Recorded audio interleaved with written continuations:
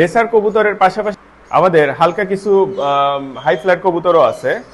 তো গতকাল এক বড় ভাই অনেক ইম্পর্টেন্ট একটা কথা বলছে যে আমি 2 নৌকায় পা দিচ্ছি।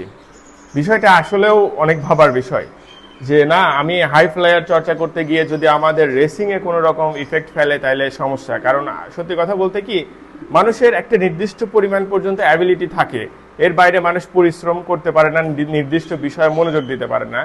তো হাই ফ্লায়ার গুলো আমি চিন্তা করছি যে ওইভাবে আর এক্সট্রিমলি যে ওটা নিয়ে গবেষণা ওই ধরনের আর করব না।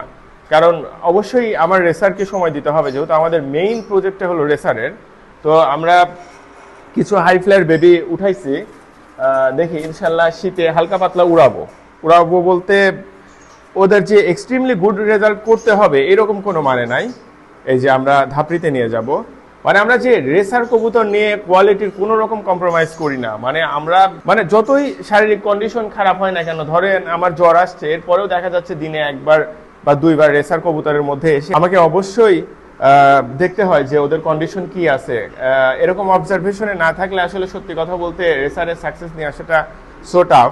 তো আল্লাহর অশেষ রহমতে এই কারণে আমরা লাস্ট 2 সেশন যে রেস খেলছি, মোটামুটি ক্লাবের মধ্যে সর্বোচ্চ সংখ্যক ফার্স্ট না হইলেও রেজাল্ট যদি কাউন্ট করেন ফার্স্ট সেকেন্ড থার্ড কম্বিনেশন, তো আল্লাহর অশেষ রহমতে 22-23-এ খেলছিলাম। আর এই যে তো রিসেন্ট যেটা খেললাম 24-25-এ আমাদের সর্বোচ্চ সংখ্যক রেজাল্ট আছে আল্লাহর অশেষ রহমতে।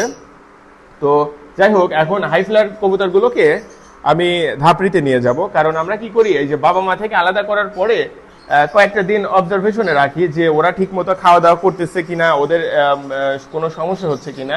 যদি সমস্যা হয় তাহলে সেক্ষেত্রে ওদের প্যারেন্টসের কাছে আবার ওদেরকে ফেরত দিয়ে দেই।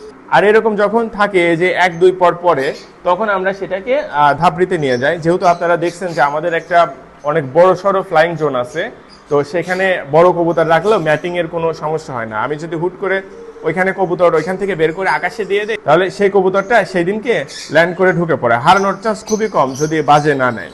তো এই যে আমাদের একটা হাই ফ্লায়ার কবুতর, এই যে ব্লু বার আসছে কবুতরটা। তো আগে একটু ব্র্যান্ডের কবুতর পালতাম, যে টেডি পালতে হবে, কামাগার পালতে হবে, এইরকম ব্র্যান্ডের কবুতর পালতে হবে। কিন্তু এখন বিষয়টা ওই রকম না, যে আমার কথা যে না, আমাকে যে ভালো পারফরমেন্স দেবে, একটু যার উড়া দেখে আমি শান্তি পাবো, সেগুলোই পালবো। ইদানিং আমি কিছু লোকাল গিরিবাজের সাথে ক্রস করতেছি পাকিস্তানি, কারণ পাকিস্তানি তো ফ্লাইং এর কোনো সমস্যা নাই, আর লোকাল গিরিবাজের মধ্যে একটু বাজি টাজি আছে। তো বিষয়টা ভালো লাগে আর কি। আমার কথা যে আমার এক্সট্রিমলি গুড পারফরমেন্স 9 ঘন্টা 10 ঘন্টা 12 ঘন্টা উঠতে হবে, সত্যি কথা বলতে আমার কাছে এত সময়ও নাই দেখার। কিন্তু জাস্ট একটু চোখের সামনে উড়ে মানে আমি একটু স্যাটিসফাইড হব, এইটাই অনেক। তো রেসার কবুতর তো আমরা একটা নির্দিষ্ট রুটিনের মধ্যে রাখি, যখন তখন বের করে আকাশে দিয়ে দিতে পারি না। তো যার কারণে ওই একটু দেখা যাচ্ছে বিকাল টাইমে ছাদে আসছি, আমি রেসারটা ওইভাবে উড়াবো না। তো আর উড়াইলেও সর্বোচ্চ ধরেন আধা ঘন্টা 40 মিনিটে মন ভর্তি, আমি 2 ঘন্টা 3 ঘন্টা উড়াইতে চাই। তো সেক্ষেত্রে এই কিছু শখ হালকা পাতলা পূরণ করার জন্য এই যে কিছু হাই ফ্লায়ার পালতেছি। তো এই যে দেখি এখন আমরা উপরে নিয়ে যাব কবুতরগুলাকে।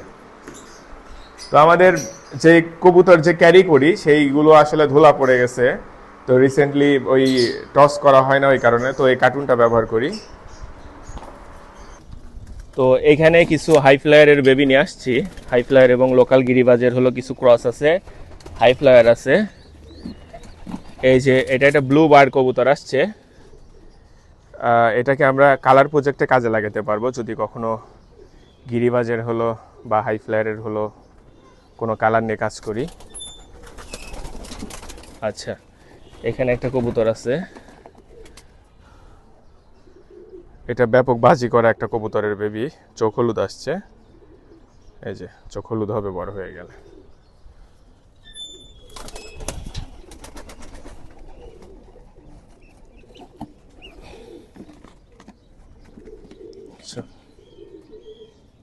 এইটা মনে হয় কোনো কালদম দিয়ে করা। আচ্ছা যাই হোক, এই ট্যাগ নাম্বারগুলো আছে, আমরা এই যে পার্সোনাল ট্যাগ পড়াই, এটা লিখে রাখি যে কোন কবুতরের কোনটা বাচ্চা।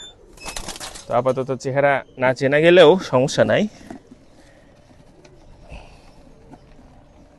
এই বাচ্চাটা খুবই দুষ্ট হয়েছে, এটা ধরা খুব টাফ। এটা কালদমের সাথে লোকাল একটা গিরিবাজের ক্রস। এই যে লাল আসছে, তো এটা একটু ব্যতিক্রমী হয়েছে, তো দেখলে বোঝা যায়। দেখেন ছাড়া মাত্র ভেতরে কি লাফালাফি শুরু করে দিচ্ছে, কিন্তু রেসার কবুতরের বাচ্চা ছাড়লে পরে ও ভদ্রভাবে কোনো এক জায়গায় দাঁড়ায় থাকতো। এই যে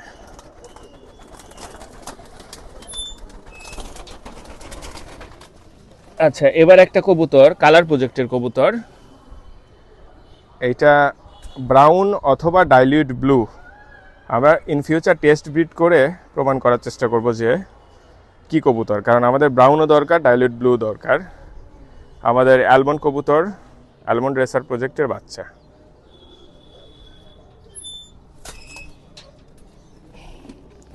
ওইটাকে আর রেসিং টিমে দিলাম না, কারণ পারফরমেন্স বেস ওইভাবে কবুতর না, কালার প্রজেক্টের অ্যালমন্ডে রেজাল্ট করাটা সম্ভব না।